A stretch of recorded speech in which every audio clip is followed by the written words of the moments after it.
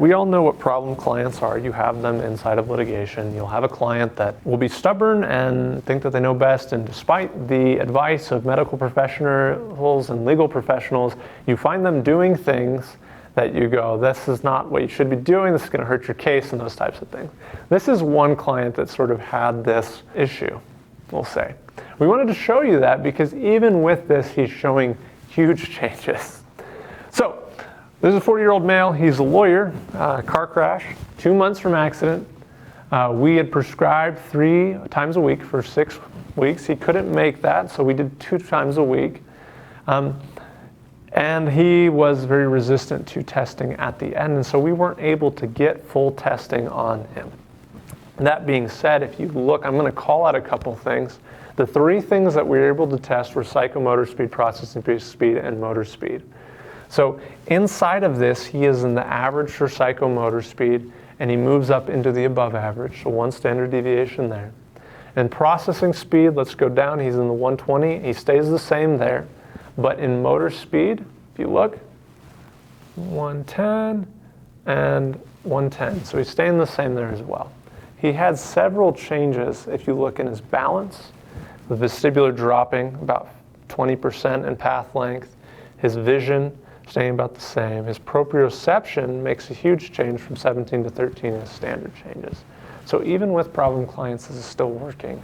We like to see that as a benefit to our clients, not as a detriment, because he proves that even if they don't do everything the way that they should, which they should because we can guarantee the best results, there still are good results and this is still working. This is our EEG. We do that sometimes for clients, not always. And that's up to policy limits a lot of the time, or if you guys want it for your assessments. You'll see his changes there, brain reaction voltage, brain reaction time. Here's his eye tracking. So this is an interesting one because his eye tracking actually improves, but his score goes down most of the way that it's weighted statistically. So if you look at his saccades, he's got a 36 there. His pursuits were at a 52 to a 41. That's just on the cutoff of a statistical difference, and so it weights it more.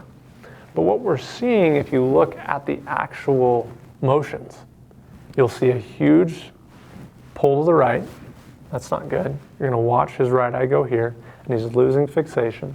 But if you look at it, look at the smoothness of those lines. Look at the stability of his fixation. That fixation may not have changed his score, but if you look at its grouping of the targets, it's clear improvement. Right? So with all of these things said, Valhalla's smart light cell therapy treatment is proving to work in most, if not all, of our clients.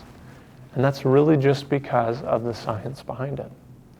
When it comes down to it, mitochondrial function, improvement of circulation, and reduction of inflammation are an answer to the 3 biological issues that come with the concussion.